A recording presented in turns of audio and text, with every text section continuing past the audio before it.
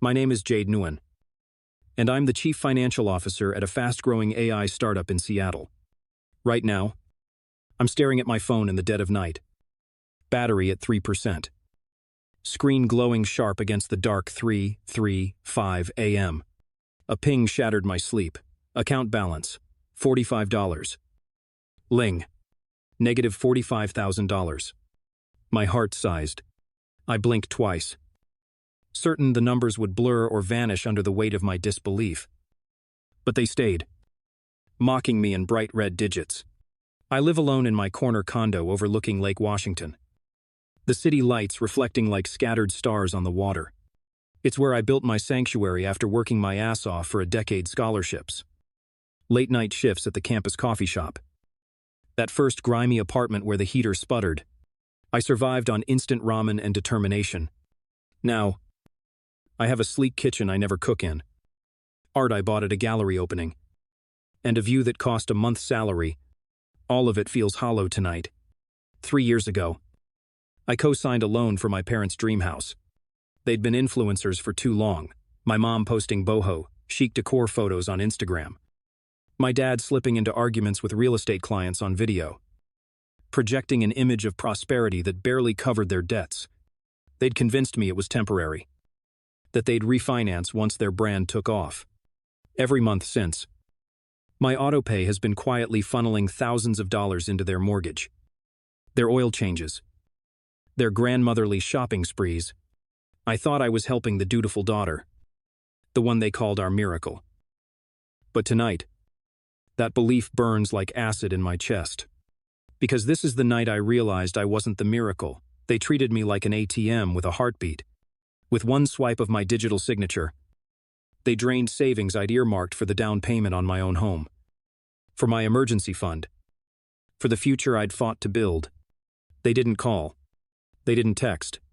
They simply hit pay and watched the numbers fall. I sit up, sweat cooling on my skin. The condo is quiet except for the hum of the AC and the distant wail of a late-night ferry horn.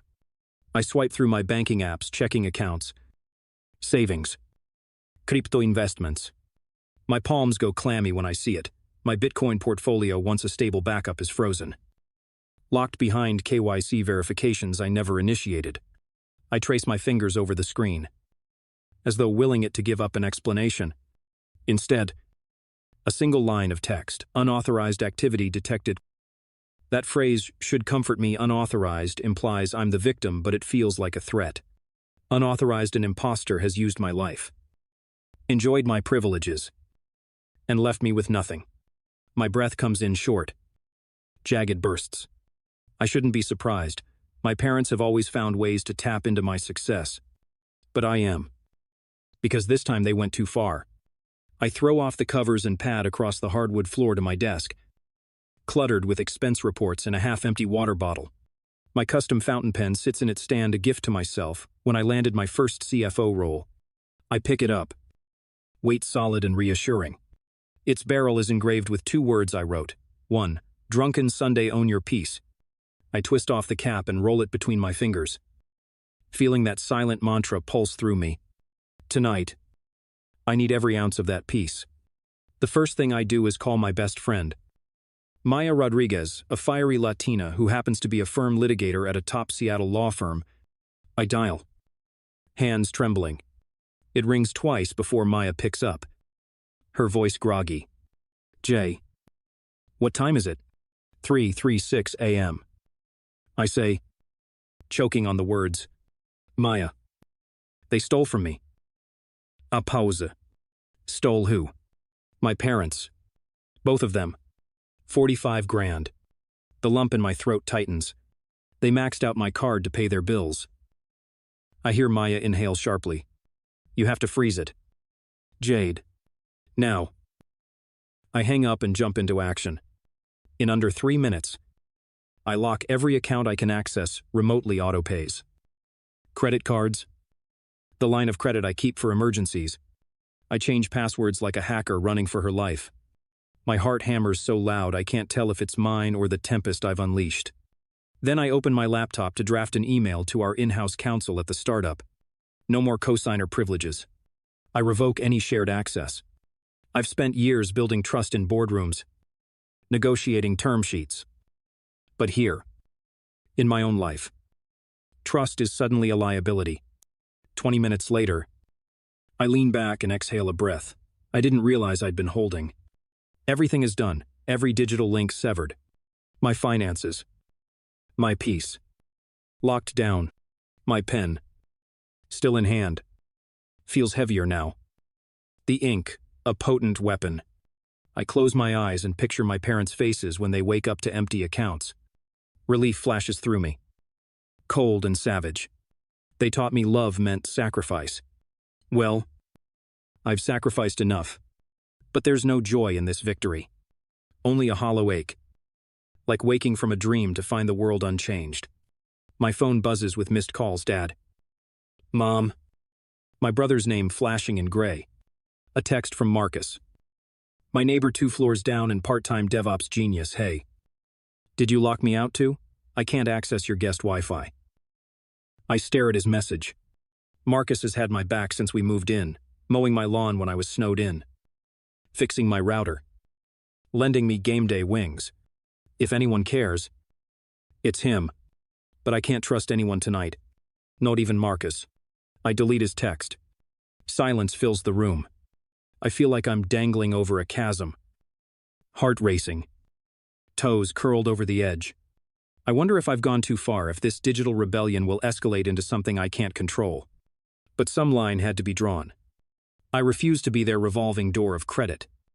Their quiet caretaker. I slip into my bathroom and turn on the shower, hot water sluicing over me. Steam fogging the glass. In the mirror, a glimpse in my reflection eyes rimmed red. Hair plastered to my forehead. I don't recognize the woman staring back. But there's steel in her gaze. She's not the scared little girl who picked up extra shifts at 15 to keep the lights on. She's someone forged in the fires of betrayal and ready to fight back. Emerging from the steam, I wrap myself in a towel and pad back to my desk. I pull out a fresh sheet of paper and write a single sentence at the top in bold strokes. I am the gatekeeper of my own life. Beneath it, I sketch rough bullet points: legal freeze on assets. Compile financial records. Consult my as network. Consider small claims. Public exposure. Then I stop. Because what I'm planning goes beyond dollars and cents. It's a reckoning.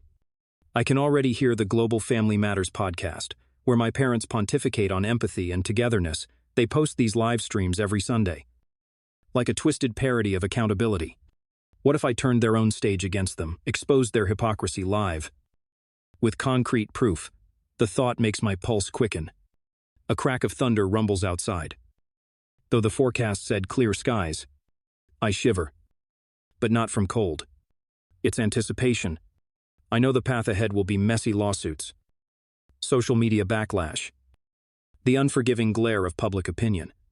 There's risk at every turn: my reputation, my startup's brand, my relationships. But I've already lost too much sleep. Too much money. Too much trust. I glance at the clock, 4:12 a.m. The city below is silent. As if holding its breath, I lean forward, tapping my pen against the paper. Every drop of ink feels like a promise. I will no longer be collateral damage in their dreams. I will no longer be the safety net they take for granted. And so begins my campaign. Quiet. Strategic. Unrelenting. No dramatic confrontations, just cold. Clear action. Because if you want to teach manipulators a lesson, you don't yell. You cut the wires and watch the machine sputter. I shut the laptop, bend down, and pick up that engraved pen one last time. I press cap to paper and draw a circle around the words I wrote: gatekeeper of my own life, my personal seal of zero tolerance. Then I stand and walk to the window. The first light of dawn is edging over the horizon, painting the sky with bruised purples and pinks. It feels fitting beauty born from pain. I sip the lukewarm coffee I left brewing earlier and let the city waking up fill my ears: distant car horns, seagulls at the docks, the low hum of life starting again. My chest tightens. But this time it's not fear. It's resolve. Tomorrow, my parents will wake up and find empty accounts. They'll storm into their studio for family matters. Expect me to pick up the phone. to make excuses, to quietly cover their mess. But I won't. Their emergency becomes my declaration of independence, and I plan to keep it that way. One last ping interrupts the silence. A calendar reminder. Blinking red: Dad's birthday brunch, Sunday 10 a.m. I tap it off, letting it slip into oblivion. My finger lingers on the screen. I can reschedule birthdays. It also brunch invitas. Redefine blood ties. Because for the first time in years, I'm choosing myself. And this choice isn't the end. It's the beginning. Morning light seeps through the slats of my blinds as I wake to a silent condo. The air still heavy with last night's decisions. My phone is dead, no buzzing reminder of birthdays or bill payments, so I reach for my engraved pen on the nightstand. Own your peace. It whispers. And I trace the words with my fingertip before pressing the cap back on. I make coffee stronger than usual. Its bitterness matching the knot in my stomach. Today isn't about recovery, it's about offense. By 7:15 a.m., I'm seated at my desk. Screens aglow with spreadsheets that track every dollar my parents siphoned. My finger hovers over the keyboard as I compose an email to Maya Rodriguez, CCing our in-house counsel and my personal accountant. The subject line reads, "Immediate evidence for unauthorized use and next steps." In the body, I list dates, amounts, and transaction IDs: 45 withdrawals, totaling $51. 243. When you count late fees and crypto penalties. I attach PDF statements. Voice memo transcriptions. Marcus recorded when Dad and Mom ambushed my doorbell sobbing for mercy. And a screenshot of their Sunday live stream, announcing, "Family helps family." I hit send and feel a rush, tangible proof and legal momentum. Next, I call Marcus. His voicemail picks up. The tiny green light blinking. "Hey Marcus. It's Jade. Check your email, sent over some leverage. When you get this, text me ready. And I'll tell you where to meet." I hang up before second guessing. Asking Marcus to go on record is risky. He's just a neighbor, not an official witness. And he'll expose himself to defamation suits if my evidence isn't airtight. But I need his support, his tech savvy, and most of all, his courage. I shower quickly, letting hot water wash away the lingering dread. In the mirror, I meet my own eyes steadfast, but rimmed in exhaustion. The woman staring back is forged from company boardrooms' pressure cookers. She negotiates term sheets at 2 p.m., and now she's negotiating blood ties at dawn. I towel dry my hair, straighten my blazer, and leave the condo without a backward glance. On the street, Seattle hums with commuters and espresso carts. I feel like a ghost among them. Invisible, yet armed with a plan. I ride the light rail to Capitol Hill, where Maya's law firm towers in glass and steel. Before I buzz her office, I pause under the orange maples lining Broadway Avenue. A single leaf drifts down and lands on my shoulder, a reminder of change, decay, and the hope of new growth. I tuck it into my blazer pocket. Maya meets me in the lobby with a 2-minute latte and a grave look. She's reviewed the documents I sent, nodding as she thumbs through printed statements. "This is damning," she says, "but they'll counterclaim emotionally, family emergency. Daughter abandoning parents in need. We need to preempt that." She slides a small binder across the table. Inside are her notes how to frame the narrative, so a county judge sees the exploitation, not the abandonment. We'll file a temporary restraining order tomorrow and freeze any accounts still under their names, and serve a subpoena for your crypto custodian docs. But Jade, are you prepared for the fallout? Media hungry for a family drama will descend. I sip the latte, tasting more of Maya's resolve than the coffee. "I am," I say softly. "They made it public, live-streamed their victimhood. Now I'm going public with the truth." Maya raises an eyebrow but doesn't argue. She unclips her pen and sections off a new page. We map out a timeline: legal filings by Friday, press release Saturday morning, guest op-eds to follow. I glance at the leaf in my pocket. It crinkles. I press it flat under the pages, as if sealing my vow. We finish by noon. As I step outside, phone in hand, I see an email from the startup's CEO. Heard about the situation. Call me ASAP. My chest tightens. Mixing personal and professional risk is a dangerous game. He could worry about investors and demand I step aside. But I need his empathy, not his pity. I dial. And he picks up on the first ring. Jade. I'm sorry to hear. I saw your posts on LinkedIn. Are you okay? His voice is genuine but tinged with concern about the company's reputation. I'll have HR and comms back you up. Don't worry about tomorrow's board meeting. Relief floods me. My career isn't collateral damage. I thank him and hang up feeling steadier. Office politics can be ruthless. But he's chosen loyalty over optics. I tuck that away as a reminder not every authority figure will betray. By mid-afternoon, I sit across from a junior reporter at the Seattle Chronicle. She's there to gauge the scoop, another twist in this narrative, from family victim to corporate leader fighting back. She sips her iced tea, eyebrows raised. I walk her through the facts, how parental privilege became financial pillaging, how the promise of family first was weaponized. I let her record. It's the most vulnerable I've ever been in public. But I know control lies in owning my story. Walking back to my condo, I pass the local VR arcade where I once celebrated a promotion with friends. I feel a pang. Those nights of laughter feel miles away. But I also remember the VR headset gathering dust at home, the same one I'd used to run my reconciliation experiment, a faux family dinner where I controlled every variable, scripted every apology, then ripped it all away to watch their boxed reactions. That plan now seems petty compared to the court of public opinion I'm building. Yet I tuck the idea into the Plan B folder in my mind. Evening files. And I slip inside.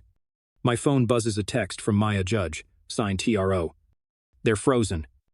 Next step supoina at 9 a.m. I exhale. The weight lifting. But before I can celebrate, another notification, Family Matters livestream starting in 5 minutes. I watch the feed. My parents sit against the same faux living room backdrop. Footispale. Dad talks about beloved daughter gone rogue. Mum's voice kiver. Their audience reads supportive comments by the thousands. I tune in until the comments ask, "Where's Jade?" And it hits me. I'm not just fighting for money, I'm fighting for the narrative. I switch off the stream and open my laptop to draft a response, a blog post. Personal. Rough. I type, "I'm not running away. I'm taking control." Then delete. I hesitate. Public confession can backfire. Instead, I pen a private email to my Circle of Friends page. "I'm doing okay. Thanks for your support. Stay tuned." I add a burning ember emoji and hit send. At 9:00 p.m., my phone rings. Marcus. He's breathing hard. "Jade, you gotta see this." He's at his apartment, live streaming the recordings of my parents' pleas, from behind my locked door, voices pleading. Threats flung into the night. I feel gutted hearing their desperation, but also vindicated. This is the proof Maya wants, and the Chronicle is already drafting a follow-up. I tell Marcus to stop the stream and send me the files. Hesitates. People are watching. Jade. Thousands. I close my eyes, because they need to hear the truth. Hit save. I end the day at my window. The engraved pen on the sill. The pressed maple leaf on my desk. The sky is a bruise of purple and orange. The city lights twinkling like distant stars. I realize I'm at a crossroads. Press harder and risk burning the bridge forever. Or pause and let the legal machinery grind on. My heart pounds. I remember a therapy session where I first acknowledged that responsibility is a burden, not a virtue. Tonight, I choose my burden. I close my eyes and picture the courtroom on Monday. The hush as I walk in. The gavels rap. I picture my parents' faces when they realize public sympathy has shifted. But more than that, I picture the zero I drew around my life, a reset. My phone buzzes one last time, a calendar invite, VR reconciliation experiment. 8 p.m. Friday. Maya must have found it in my notes. It's bold. Risky. Maybe too much. But I haven't replied. Instead, I sit back. Ben in Hunt. Leaf at my side. And let the silence speak. Tomorrow, I'll decide if I'm ready to invite them back into my constructed world for one final showdown. Silence fills the condo again. But this time it's charged with possibility. The next move is mine, and I know exactly where to draw the line. I spent the next morning walking the perimeter of Lake Washington, my mind looping around the VR reconciliation experiment Maya found in my notes. The sky was steel gray. The world muted, perfect for rehearsing a confrontation where I controlled every detail. By midday, I had commandeered Marcus's spare headset. He dropped it off with a knowing nod and a warning. Once you plug in, there's no going halfway. I nodded, too keyed up to speak. In my condo, I cleared my dining table down to its glass surface and placed 3 items: my engraved pen, the pressed maple leaf, and a fresh blank journal. Each represented a stage of my planning for statements. Leaf for letting go. Blank pages for rewriting the story. Then I slipped on the headset and entered the simulation. The VR environment was uncanny, an exact replica of my childhood home's dining room, updated with modern styling floor-to-ceiling windows. Brushed steel fixtures. A sleek walnut table. At the head sat 2 avatars labeled Mom and Dad. Their faces eerily lifelike. I created mine with maximum fidelity, every freckle, every eyebrow twitch, so when I entered, I felt seen. A third seat remained empty. Labeled You. I tapped that spot and watched my avatar slide in. Heart pounding. The simulation's first twist, the avatars had canned dialogue that shifted tone based on my responses. If I started with anger, they'd beg.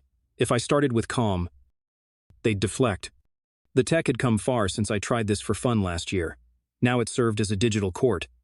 I began with the question I'd honed: why did you think it was okay to turn my life savings into your slush fund? The avatars paused.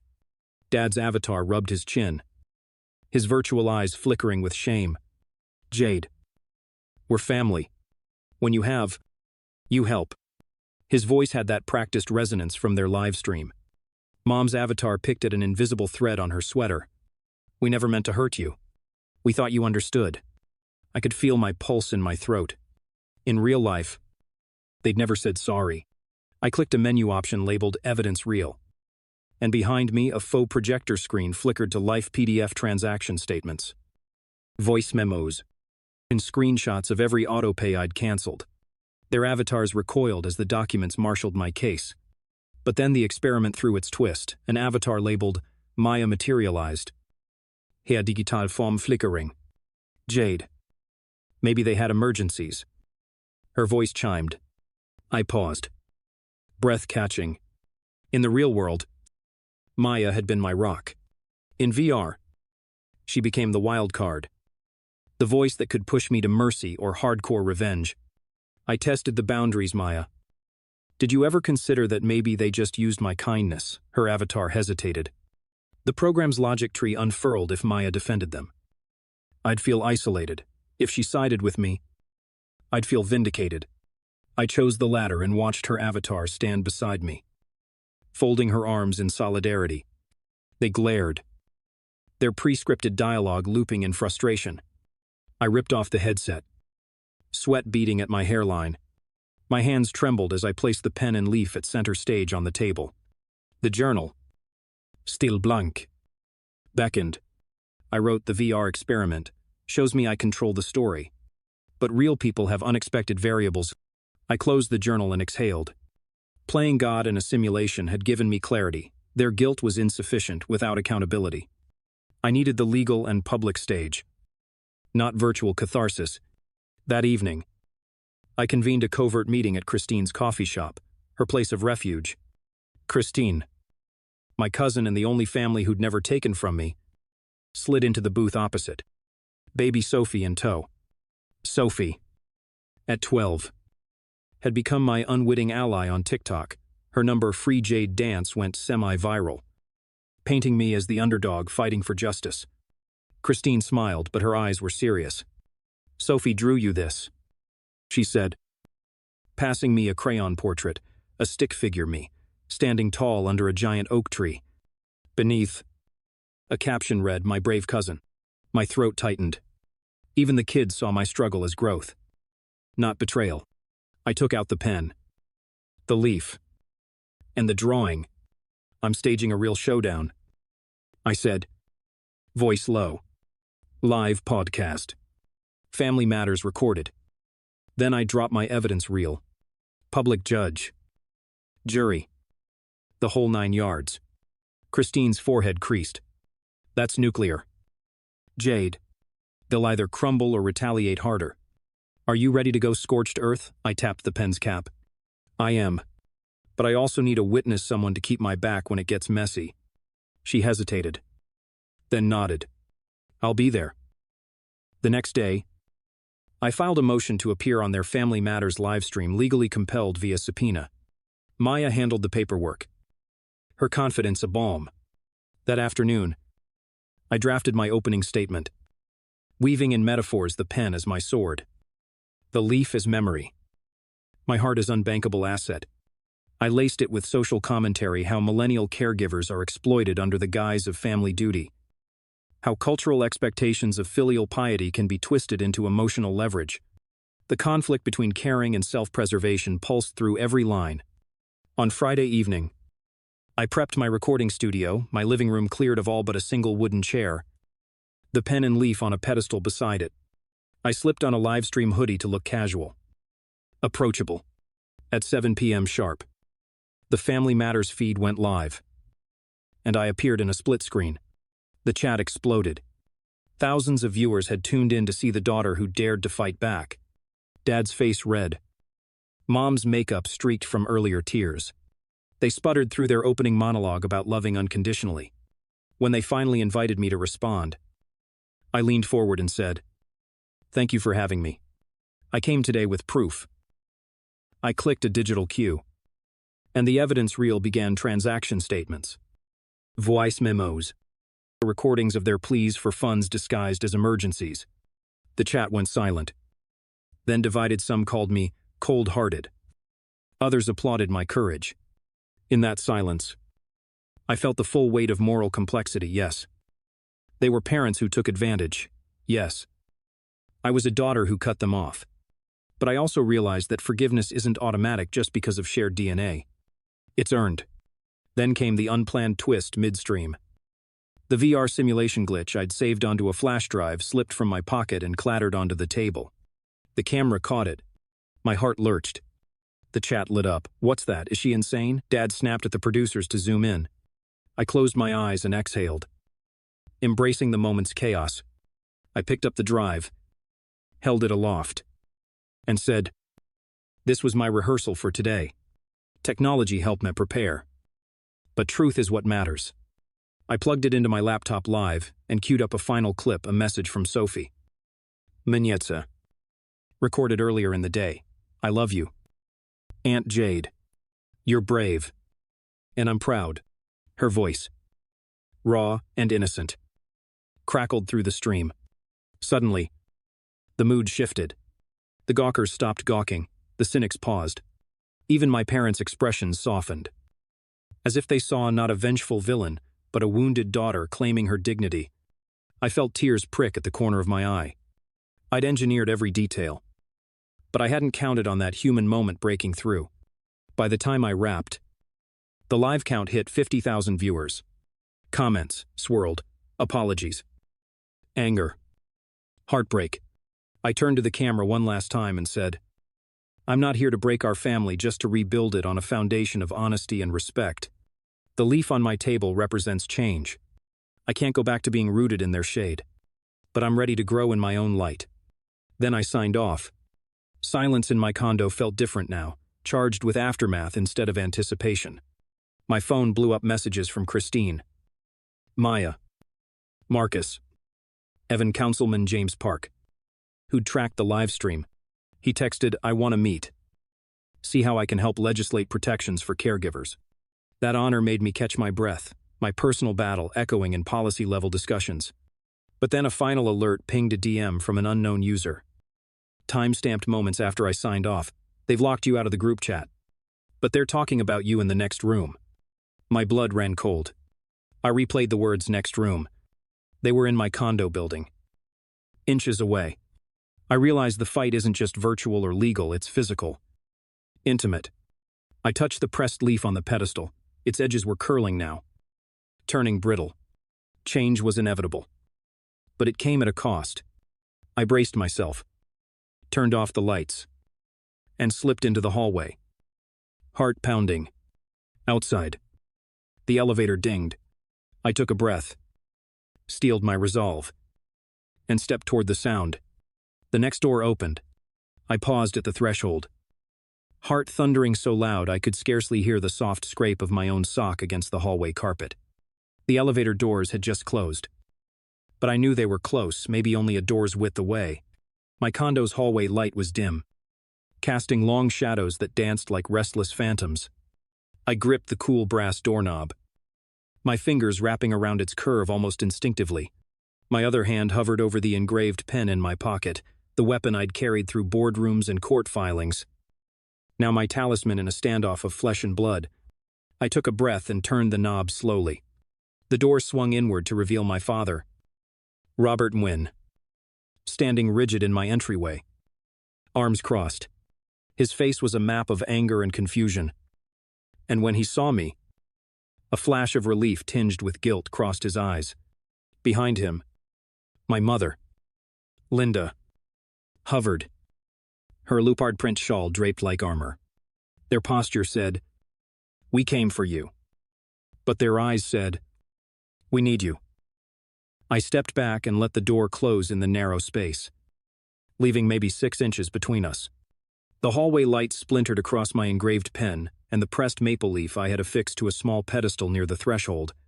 The leaf, my symbol of change, shone like a badge of both defiance and hope. My parents' gaze flicked from me to the leaf, as though it were a judge passing silent verdict. "Jade," Dad began, voice low. "We?" I raised a hand. "Don't. Just don't." My tone was sharper than I intended, but the tension in my chest demanded release. "You came back here without invitation. You're already trespassing." Their faces tightened. Mom opened her mouth, then closed it again. For a moment, the silence was so palpable it pressed in on me, threatening to breach the fragile walls I'd built around my heart. "Please," Mom finally said, voice strangled. "We just want to talk. We're sorry. Can't we just fix this?" "Fix this," I laughed, the sound bitter and raw. "You broke into my life, siphoned every cent I had, broadcast your lies about us on a pod, then you want to fix it with words, you want to talk." I gestured at the leaf. "This leaf fell from a tree. Dad, you can't put it back. I can't go back to the person I was before you used me." Dad's jaw clenched. "We didn't mean to hurt you. We thought family took care of family." The old mantra. In the VR simulation, the avatar had said the same. Real life had no more authenticity than the artificial. "We thought you'd understand." I took a step forward, closing the distance, but kept my voice measured. "I do understand. I understand that under the guise of love, you weaponized my kindness. You taught me that caregiving is a virtue. And then you gave me nothing but debt and emotional drainage in return." My chest burned with years of betrayal. It's easy to talk about family first when you're posting for likes. It's easy to call yourself victims when you're the ones who started this mess. Mom's eyes glistened. "We're sorry." "Jade." Her tone was genuine for the first time, but it rang hollow against the scale of what they'd done. "We'll pay you back." "We'll." I held up the pen. "It's not about the money anymore. I've already used legal means to secure what's mine. You can repay every cent. But if you violate my trust again, you'll destroy the last shred of respect I have." My palms stung. I realized I'd squeezed the pen too tight. I put it away, folding my hands in front of me. "I'm giving you a chance to apologize publicly. On record. On your own show. Make it real." Dad swallowed. Mom looked away. The pen in my pocket felt warm, like it hummed with possibility. They knew I meant it. But before they could respond, a sharp knock sounded behind them. We all jumped. Through the peephole, I saw Marcus, the neighbor, holding his phone in one hand, a recorder in the other. He'd come to witness the showdown, my second witness, the one I'd asked to meet after the live stream. "Permission to come in." Marcus's voice was steady. He glanced at my parents. tolerant but firm. They stiffened. I opened the door wider. Marcus stepped inside, closing and relocking the door in one smooth motion. The three of us formed a triangle, the leaf's brittle edges glittering under the hallway lamp. "Maya's on speaker," Marcus said. Lifting the phone, Maya's calm voice flowed through the speaker, legal counsel and moral compass in one. "Jade, we have the papers ready for you to sign. If they agree to the public apology, we'll include reduced restitution terms. Otherwise, we proceed Monday with full damages." Dad's face went a shade pallare. "We can live with that," he said slowly. "A public apology," his voice trailed. I stepped forward and lifted my chin. "This is your chance. Admit you abused our relationship for financial gain. Tell your viewers why you drained me dry. Then promise it will never happen again. Say it in your own words." My gaze pierced him like a spotlight. Mom cleared her throat, folding her hands. "I apologized to my daughter Jade Nguyen. I misused her trust.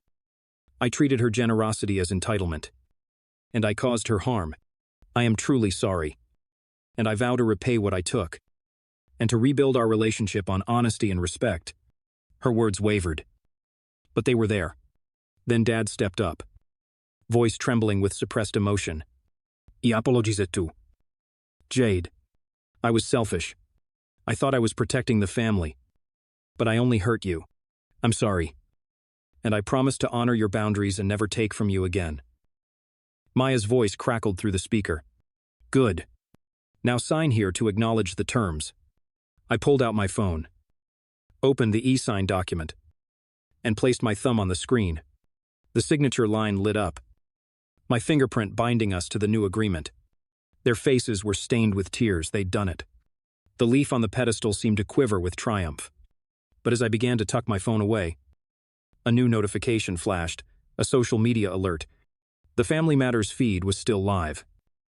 But now Dad and Mom's apology was splitting the audience. Some comments cheered the resolution. Others berated them for cruel manipulation. I felt a surge of relief. Justice had a taste that was both sweet and bitter. Then Maya's voice cut through Jade. "Hold on. There's another development." My heart lurched. Behind my parents, through the peephole, I saw a cluster of people gathered in the corridor, security personnel from the building, their badges gleaming. Marcus's eyes widened. "They're here for you." Official looking. I looked back at my parents, their faces drained of color. "What is this?" I said, voice tight. Maya sighed. "The building management got a complaint. They say there's been too much noise. Late-night disturbances. And claims of unauthorized surveillance equipment. They're here to inspect your unit licenses. Permits. All of it." Heat roared in my chest. Noise complaints, surveillance equipment, the VR headset, the recorder. The entire confrontation had been private until Marcus streamed a snippet. Maybe someone reported it. Now official scrutiny threatened to undo everything I'd rebuilt. I stepped forward, the engraved pen again in my hand. I pressed its tip against my palm, not to hurt myself, but to anchor my thoughts. "Tell them we were conducting a family mediation session," I said to Marcus. "No disturbances. No equipment, just negotiation." It was flimsy, but it was all I had. Security arrived at the door and swiped their badge. "Miss Nguyen, we need to conduct an inspection." One officer held up a clipboard. Another had his flashlight out. My parents looked to me, fear and shame swirling in their eyes. I took a breath and squared my shoulders. "Of course, I'll show you everything is in order." As I unlocked the door, I felt the weight of the leaf in my pocket. Change was a process. Not a single leaf's fall. The building's fluorescent lights flickered overhead as the officers stepped inside, eyes scanning the VR headset on the dining table, the recorder on the pedestal, the scattered legal binders. I led them calmly through my condo, explaining I had a home office, that any noise was minor, that I held the proper permits for business. The lead officer nodded blandly but made notes. I watched their pens scratch on the clipboard, each tick of the pen punctuating my anxiety. At last, they finished and gave me a curt nod. We'll follow up if there are any violations. For now, you're clear. But please, keep noise to a minimum. They left, closing the door behind them with muted finality. I exhaled, my legs nearly giving out. Dad and Mom remained silent, processing the intrusion. I looked at them, and something softened in my chest. This moment wasn't scripted by Maya or Marcus, nor by the VR simulation. It was real, messy, unpredictable, and entirely human. I retrieved the pressed maple leaf from my pocket and held it between us. This leaf doesn't just fall, I said quietly. It endures wind and rain before landing. That's how change works. I placed it gently in my mother's hand. Her fingers trembled as she clasped the leaf. Dad stood behind her, one hand on her shoulder. I realized the journey wasn't over. They still had to prove themselves worthy of my trust. But tonight, they had taken their first real step in the light. Witnessed by family, friends, counsel, and even building security. I folded my arms and met their eyes. The pen, the leaf, the VR headset, they were symbols of my fight, my boundaries, and my willingness to rebuild on new terms. The oak tree under which Sophie had drawn me, the circle I'd inked around my life, everything had led to this threshold. This fragile piece that quivered between hurt and healing. Just as I was about to breathe freely, my phone buzzed again. A headline from the Seattle Chronicle popped up. CFO's family feud becomes viral justice tale. But who's the real victim? Below it, an op-ed by an ethics professor, Family First, or Family Exploitation, Modern Millennial Dilemmas.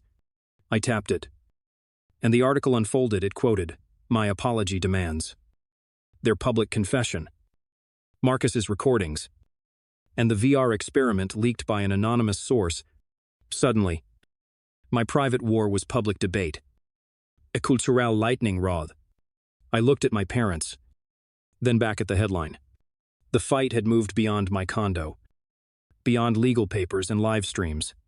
It was a societal conversation about millennial caretaking burdens, digital privacy, and the blurred lines between love and exploitation. My chest tightened. "Did you leak the VR experiment?" I asked Marcus. He shook his head. "No idea who did. But it's circulating fast." Their eyes flicked to each other. Mom's lip trembled. Dad's shoulders slumped. For a moment, I felt pity, but I swallowed it. This was the cost of exposing truth, loss of control. I folded my arms and looked out at the Seattle skyline shimmering through my windows. The engraved pen lay on the pedestal beside the maple leaf, its tip catching the city lights. I realized the next step wasn't legal or virtual, it was moral. I had to decide how much of myself to give to this cause, how much to guard. A final ping echoed in the condo, a Slack notification from my startup's private channel. The CEO had forwarded the Chronicle link, asking for my statement. I took a breath, closed my eyes, and whispered, "I am ready." Then I sat down at my desk, pen in hand, and began to craft my reply, knowing that every word I chose now would shape not just my family's future, but the conversation about what it means to protect yourself in an age where private pain becomes public spectacle. I stared at the blinking cursor on my laptop screen. The Chronicle headline still fresh in my mind: CFO's family feud becomes viral justice tale, but who's the real victim? The question pulsed like an electric current through my veins. I took a deep breath and let my fingers hover above the keyboard. Every word I typed now would echo beyond my condo walls, shape public perception, and set the tone for the final act of this saga. I clicked into the company's private Slack channel and began crafting a message. "Thank you for the support and trust. I'm addressing a personal matter, details are public. But please know I remain committed to our mission and values." I hit send, closed the laptop, and exhaled. For a moment, I let myself believe I could separate my family war from my professional identity. But I knew better. Two worlds were colliding, and I was the epicenter. Later that afternoon, I convened with Maya in her office. The legal binder opened between us, like an apex predator revealing its fangs. We reviewed the media inquiries, updated motions, and drafted a statement for the Chronicle's follow-up piece. Maya's voice was calm but insistent. You need to own the narrative. Acknowledge the pain, but frame it within your values: resilience, autonomy, empathy. If you appear vindictive, the public will turn against you. I nodded, the weight of her words settling in my gut. That's the tightrope between vindication and villainy. I couldn't slip. Between meetings, I paused at the kitchen island, eyeing the engraved pen resting in its holder. It had become my talisman, the metal smooth in my palm, reminding me that every contract I signed, every boundary I drew, came down to deliberate strokes. Next to it, the pressed maple leaf curled at the edges, its veins more pronounced proof that change is never pristine. Always a little ragged. I ran my fingertip over the leaf's surface. Thinking how I'd once viewed growth as a straight line, now I saw it as a spiral, twisting through trauma and triumph. That evening, Christine invited me to a small gathering at her new housewarming. Just friends, she promised. I hesitated. Public events still felt risky with cameras and smartphones everywhere, but I agreed. I showed up in a simple black dress, heels clicking on hardwood floors. Christine greeted me with a warm hug, then introduced me to her circle teachers. Baristas, one of my startup's investors moonlighting as a ceramic artist. They were worlds apart from my parents' influencer crowds, authentic, unpolished, full of stories without a camera crew in sight. It felt like stepping into a sanctuary. As the night wore on, laughter filled the rooms, the clink of wine glasses, soft jazz in the background. I sipped red wine and let the genuine warmth seep in. Marcus was there too, leaning against a bookshelf stacked with first editions, his face lighting up when he saw me. He handed me his recorder device, the same one that had captured Dad's pleas at my door, and said, "Your next move is crucial. You want to turn this into systemic change, not just family drama." I frowned. "Systemic change," he nodded. "You already sparked a conversation on caregiving, exploitation, and digital privacy. Why not go further, partner with a nonprofit or draft a petition for legislation protecting co-signers?" I felt my pulse quicken. The thought of using my story to rewrite policy gave me goosebumps. It was big, risky, but meaningful. The following morning, I drafted an email to a Washington State Representative, Councilman James Park, whom I'd met briefly after the live stream. I attached my evidence, the VR simulation concept summary, and a one-page proposal, a Caregiver Protection Act, that would require explicit consent, financial counseling, and annual reviews for any co-signed loans or shared digital assets. I clicked send and felt a thrill. This wasn't just my fight. It could help thousands of millennials trapped under parental debt. But even as I reveled in that empowerment, a nagging tension tugged at me. What about forgiveness? Was I hardening my heart by politicizing my pain? I closed my eyes and saw Sophie's crayon drawing of me under the oak tree. That symbol of strength and shelter. I realized I wanted to be that oak for others, unmovable, protective but not suffocating. The call to public service deepened my own healing, made the leaf and pen symbols of progress rather than hurt. That afternoon, the building manager knocked unexpectedly. His tone was apologetic but firm. "We've received formal noise complaints. And apparently there's unauthorized surveillance equipment in your unit. We need to inspect again." My chest tightened. The VR headset, the recorder. All evidence of my private struggle had become liabilities. I led him through the condo once more, showing receipts for my business license, my noise meter reading app, even the journal where I'd sketched my VR environment. He nodded, less suspicious this time, but warned, "Further complaints will involve legal action." I thanked him and closed the door. The threat of eviction, now another layer of risk. I sank onto the couch, leefde het in hand, and let the adrenaline drain away, replaced by exhaustion.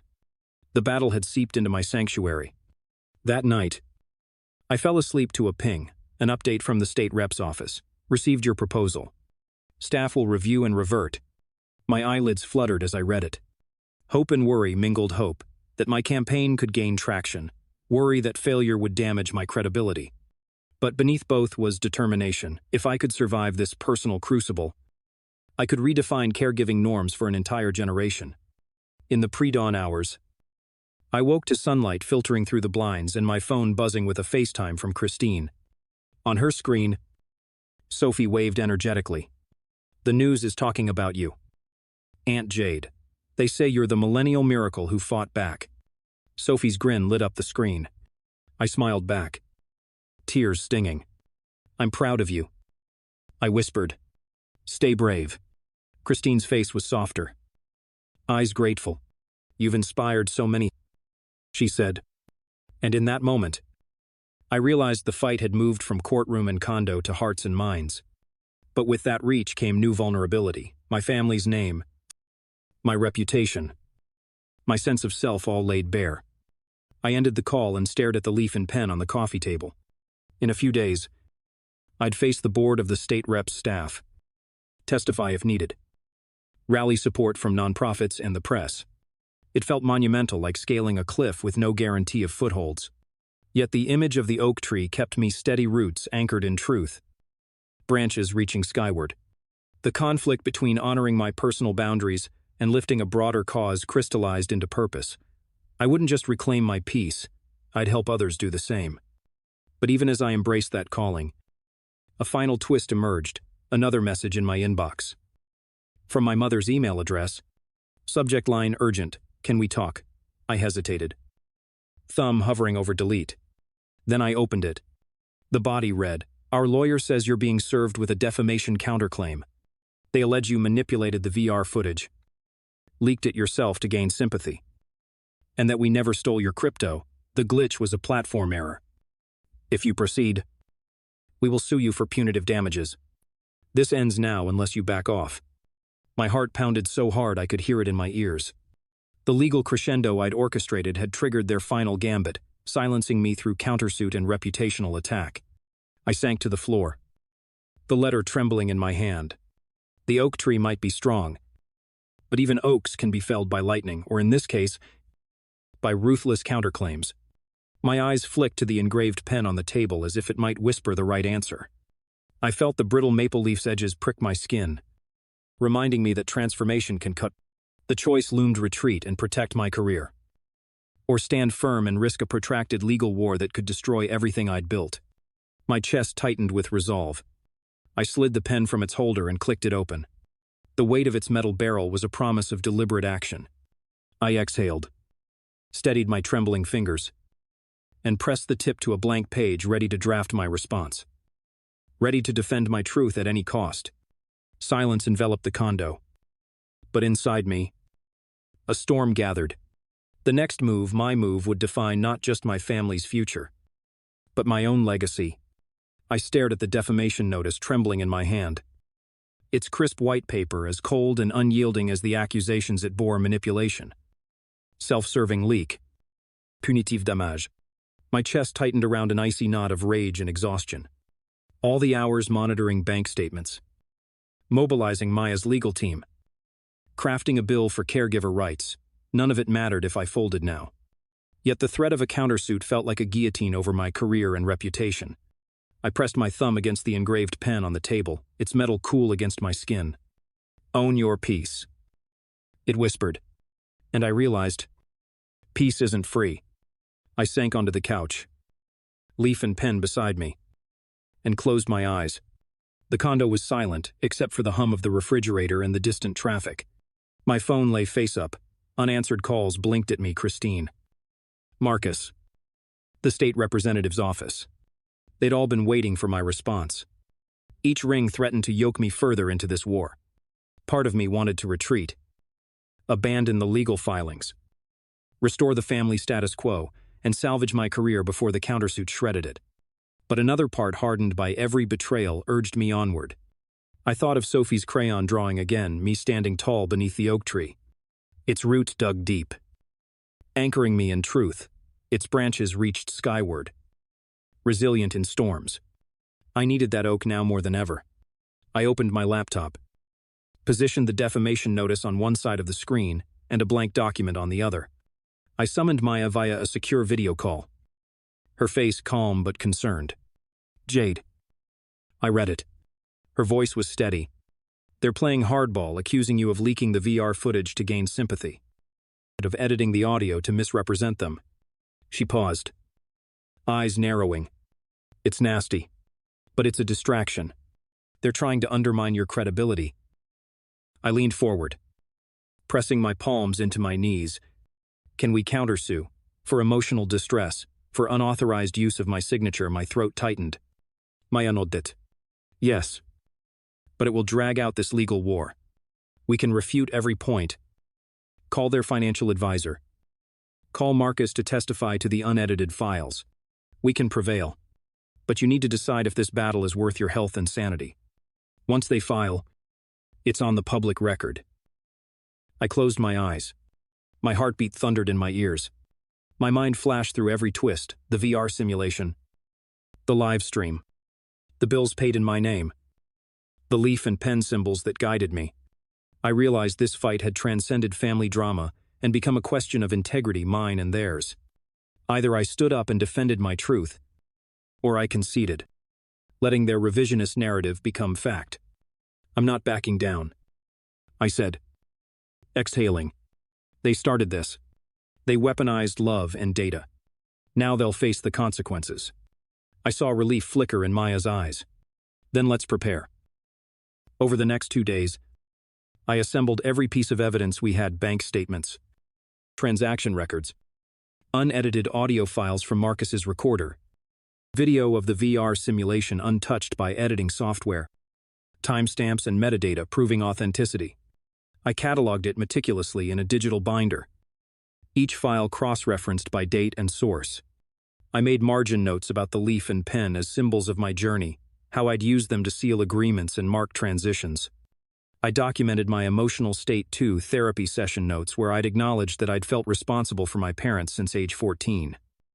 The moment I'd first cried over an unpaid utility bill, I wanted to show not only financial exploitation but psychological harm.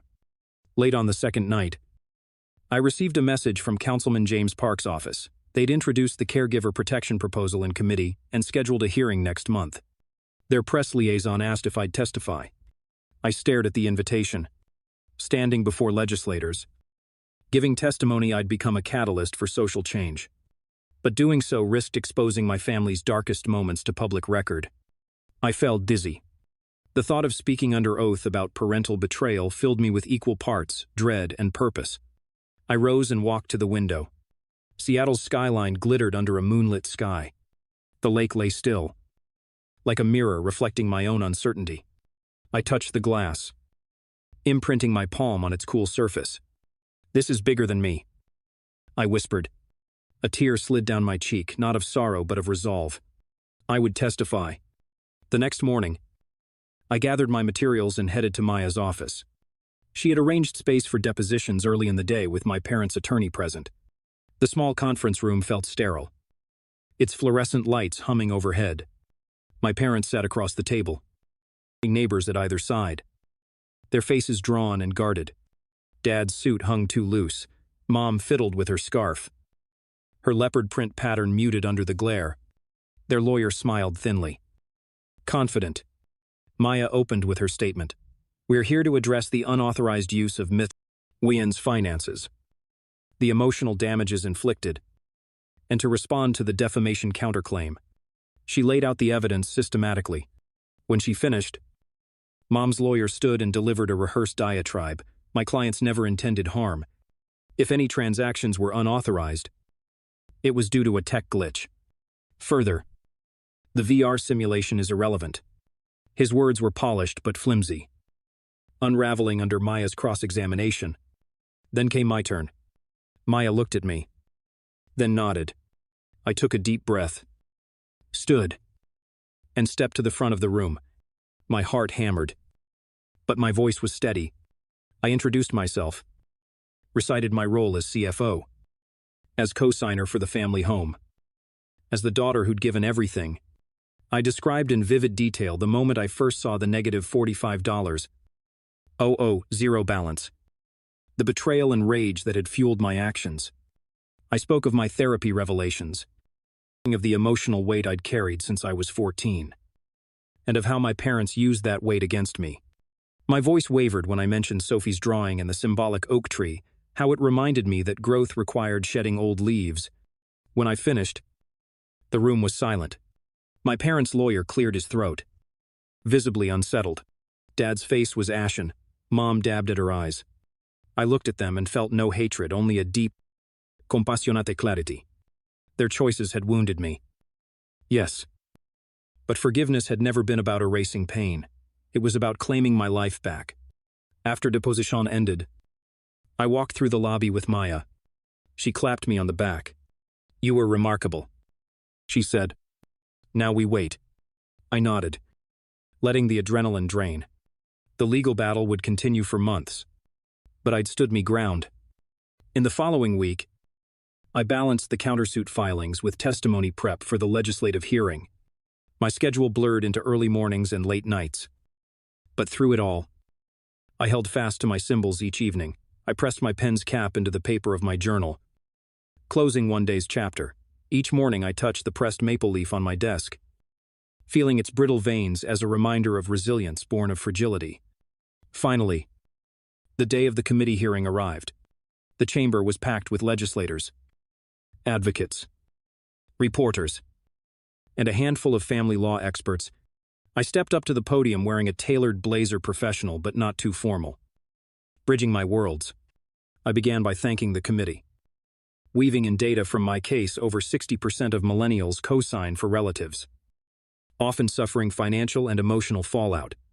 I spoke of my own story only briefly, focusing on the broader implications: mandatory financial counseling, co-signer opt-out clauses, digital asset protections. When I finished, I looked out at the room and saw heads nodding, pens scribbling, cameras capturing my every word. As the gavel fell, a representative approached me. "Your testimony was powerful. We're moving forward with amendments to incorporate these safeguards."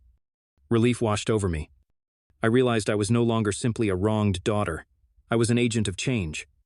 That evening, I returned to my condo, exhausted but exhilarated. I flicked on the small lamp beside my desk. The engraved pen lay next to the pressed maple leaf, and now beside them, a miniature oak sapling in a pot, a gift from the legislative aide. Its tiny leaves quivered in the lamp's warmth, a living symbol that healing and growth can coexist with the memory of where you came from. I sat down and wrote a new page in my journal. Today I planted the seed of change for myself, for caregivers everywhere. I pressed the pen to paper and felt its steady weight. The leaf in its curled form beside me no longer felt brittle. It felt like an archive of survival. The sapling's green tendrils reminded me that even in the hardest soil, life could flourish anew. As I closed the journal, my phone buzzed a message from my mother's email. Subject: family chat. I opened it reluctantly. Inside was a photo, the oak sapling on my desk, the leaf, and the pen in their original place. Beneath, a caption: "We see you. Jade. We're proud." My breath caught. My parents had seen my testimony on television, read the amended bill language, and watched me transform pain into policy. Their message wasn't perfect, but it was a start. I sat back and let tears slip down my cheeks, tears of release, of reconciliation, of hope. Forgiveness wouldn't erase the ledger of hurt, but it could unlock a new chapter. I reached out and touched the sapling's tender stem, then my pen, then the leaf. 3 symbols of a journey: assertion, endurance, and rebirth. In the quiet of my condo, I whispered to myself, "This is only the beginning." The oak seedling's leaves fluttered softly in the lamplight, an invitation to continue growing, even when storms return. And I, Jade Nguyen, daughter and defender, Ben in Hunt, was ready to grow at last.